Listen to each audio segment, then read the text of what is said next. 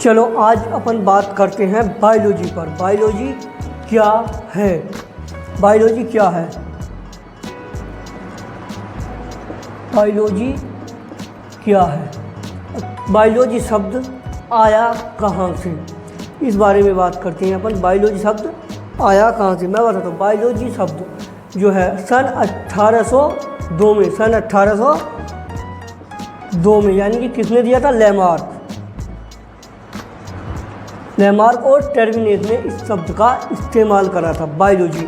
अब बायोलॉजी का अर्थ क्या? बायोलॉजी शब्द जो है बायोस यानी ग्रीक भाषा के बायोस से लिया गया है, जिसका अर्थ है जीवन, और लोगोस का मतलब है ज्ञान या किसी चीज़ की व्याख्या करना।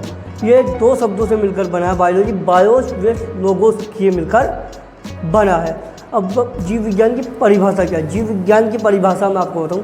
विज्ञान की वह शाखा जिसके अंतर्गत जीवधारियों का अध्ययन किया जाता है, उससे जीव विज्ञान कहते हैं। कैसे? दोबारा बता देता हूँ मैं आपको, नहीं समझ में आया। विज्ञान की वह शाखा जिसके अंतर्गत, विज्ञान की वह शाखा जिसके अंतर्गत जीवधारियों का अध्ययन किया जाता है, उसे ही हम जीव विज्ञान कहते हैं। जीव विज्ञान को बड़ी सरलता से दो भागों में बांटा गया है। बायोलॉजी को जो है दो भागों में बांटा गया। कैसे? मैं बताता हूँ आपको। बायोलॉजी को दो भागों में कैसे बांटा गया है, अभी बता रहा हूँ मैं आपको। बायोलॉजी को दो भागों में कैसे बांटा गया दिखाते हैं। बायोलॉजी नंबर 1 है हमारा जूलॉजी यानी कि जंतु विज्ञान। दूसरा है हमारा बॉटनी यानी कि वनस्पति विज्ञान। जंतु विज्ञान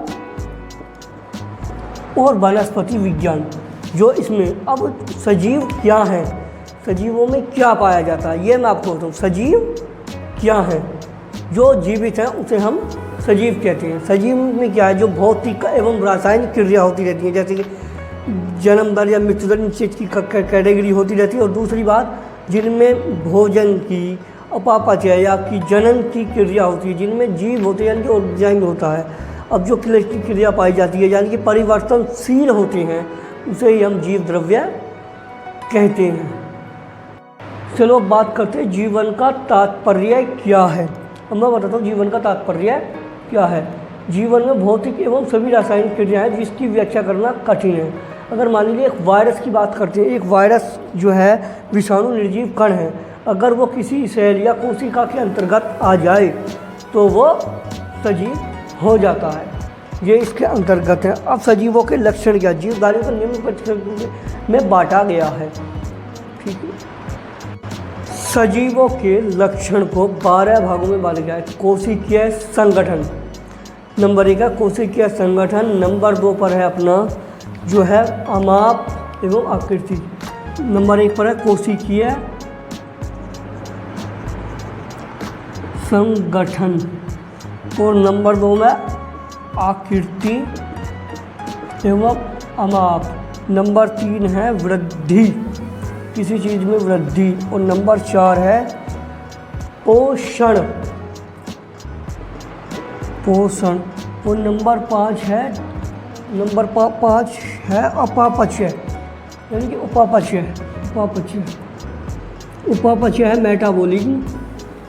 नंबर 6 है श्वसन। नंबर 7 है उत्सर्जन।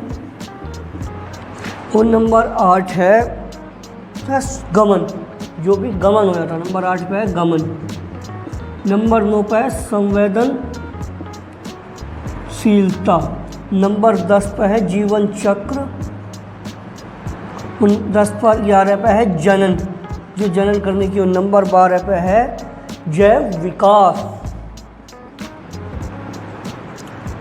ये 12 भागों में इसे बांटा गया है। नंबर 1 है कोशिका संगठन। कोशिका संगठन में क्या होता है?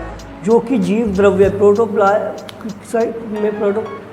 में होता है, वो जीव द्रव्य होता है, जो काफ़ी जो आकृति में बनी रहती है, जिनके कोशिया या बहुत कोशिया में बना रहता है, वो जीव द्रव्य कहलाता है। अब बात करते हैं आकृति और अमाप की आकृति, मतलब किसी चीज़ की आकृति को माप कह सकते हैं। अगर कुत्ता और फूल की आकृति को हम बढ़ सकती है, माप सकते हैं, अगर लोहा और पत्थर की जो आकृति है उसे हम नहीं माप सकते। नंबर 3 करते हैं वृद्धि, यानी कि बढ़ोतरी, यानी कि जैसे हम मनुष्य हैं, मानव शरीर है, पशु है, तो इसकी वृद्धि होती रहती है, शरीर या आकार बढ़ता रहता है। और इसी प्रकार से पौधों में भी होता है। वो पौधे भी देखे होंगे, उनकी काफ़ी लंबाई होती है। अगर मान ली 2-3 साल पहले आपने कोई पौधा लगाया था, वो पौधा 2-3 साल में काफ़ी बड़ा हो गया, तो वो होती है वृद्धि। इसी तरह की वृद्धि निर्जीव चीज़ों में नहीं होती, जैसे पत्थर, ईंट, मकान या ट्रैक्टर ले लिया या हल, हैरो, इन चीज़ों में, निर्जीवों में इस तरीके की वृद्धि नहीं होती है, अपने इसी में रहते हैं जो रहते हैं। अब बात करते हैं आगे पोषण की। अब पोषण क्या, आहार जो भी हम लाते हैं, सजीव लोग रासायनिक बहुत क्रियाओं के आधार पर पोषण का आहार करते हैं। अगर हमने ऊपर से खाना शुरू करा, हमसे खाया निकल गया, वो हो गया। निर्जीव वस्तुओं में ऐसा नहीं होता। निर्जीव वस्तुओं में क्या होता है, वो तो भोजन नहीं खाती हैं, ना करती हैं, चाहे तो वो पंखा ले लो आप, या आप जब मोबाइल भी ले सकते हैं, या आप जैसे ही मैं बोर्ड है, वाइट बोर्ड पे आपको बता रहा हूँ, ये भी कोई पोषण या कोई आहार नहीं लेते। इसी तरीके की ये कंडीशन बन गई थी। अब बात करते हैं हम चौथे नंबर पर, जैव विकास। जैव विकास में उपापचय, 5वें नंबर पर उपापचय, ये साइड में आ गया, कोई बात नहीं। अब बात करते हैं उपापचय। उपापचय क्या होता है, जो भी हमने खाया, जो अपच रह गया, उसे बाहर निकाल दिया, जिसे हम कैटाबॉलिक के आधार पे भी प्रयोग कर सकते हैं और वैसे भी। तो निर्जीव वस्तुओं में ये सब नहीं होता, क्योंकि उन्हें खाने का ही सवाल नहीं, तो निर्जीव वस्तुओं में निकलेगा कहाँ से, सीधी सी बात है। अब बात करते हैं हम नंबर 6 पे, श्वसन की, यानी कि सांस लेने की क्रिया को।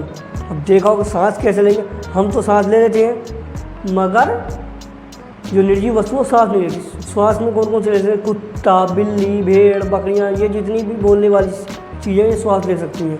निर्जीव वस्तुएं सांस ले, जो कहेंगे यार ट्रैक्टर भी सांस लेता है, रोटर वेटर भी चलता है, ये सब सांस नहीं लेते, ये एक निर्जीव वस्तु है, इनके आकार में कोई वृद्धि नहीं होती, ये स्वस्थ नहीं रह सकते। अब बात करते हैं उत्सर्जन की।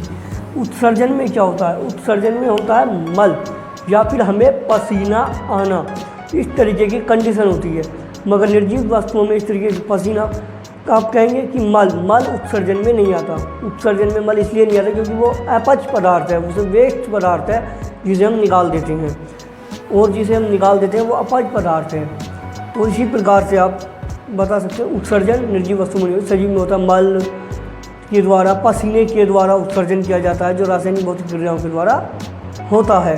अब बात करते हैं गमन। गमन में क्या होता है, हमें कुछ खोने का गम, गमन से ही मतलब हो जाए, खोने का मतलब जैसे कोई पशु चला जाए या कोई पेड़ कट कर गिर जाए, तो एक तरीके से वो गमन हो गया, या कोई किसी की मृत्यु हो जाए, वो गमन में आती है। निर्जीव वस्तुओं में ऐसा नहीं होता। नंबर 9 है संवेदनशीलता। अब संवेदनशीलता में क्या होता है, मैं बताता हूँ आपको। संवेदनशीलता में इस प्रकार जो कि हमें सहन करने की क्षमता मिलती है रासायनिक और भौतिक क्रियाओं के द्वारा, मगर वैसे संवेदनशीलता निर्जीव चीज़ों में नहीं होती। निर्जीव चीज़ों तो क्या है, पत्थर पड़ा है, आज पे फेंक के मारो तो पड़ा रहेगा, मगर पत्थर को हिंदुओं में हम भगवान पूछते हैं, इसलिए पत्थर में कोई गलती अगर हुई हो तो माफ़ करना। ईंट भी संवेदनशीलता नहीं है, उसमें पड़ी जाती है, पानी में गिर दो तो बुलबुले देने लगेगी, पड़ी है तो कुछ दिन बाद वो मिट्टी में ही मिल जाएगी। अब बात करते हैं जीवन चक्र। अब जीवन चक्र क्या, जीवन चक्र क्या, एक पीढ़ी से दूसरी पीढ़ी तक चलता रहता। हमें जीवन चक्र करने की संभावना मिल जाती है, या फिर इस तरीके की वो मिल जाता है। जीवन शैली हमारी कैसी चलती है, हम किस प्रकार से जीवन को व्यापक कर रहे हैं, यानी कि बढ़ा रहे हैं अपने जीवन का, उस जीवन के लिए हमें क्या करना चाहिए। जीवन चक्र क्या है, मतलब दादा आया पोता आया, इस तरीके से हमारी जीवन शैली। मध्य निर्जीव वस्तुओं में ऐसा नहीं है, मतलब आज कोई ये पंखा आज मैंने किसी और से लिया और कल को पता चला मैंने बांगा मेडिकल स्टोर बांगा से ले लिया, तो इस तरीके की ये कंडीशन हो जाती है। अब बात करते हैं जनन। जनन केवल सजीवों में ही होता है। जनन रासायनिक एवं भौतिक क्रियाओं के द्वारा जाति वृद्धि या रंग रूप में प्रकार के कृमि प्लाज्मा में होता है, इस तरीके के जनन किया जाता है। अब बात करते हैं जैव विकास। अब जैव विकास क्या है, जैव विकास में जो है कला या धीरे धीरे जीवन में परिवर्तन होता रहता है। जातियों में जैव विकास, मतलब एक पीढ़ी से दूसरी पीढ़ी में ये बढ़ता चला था। आज के लिए इतना ही काफ़ी।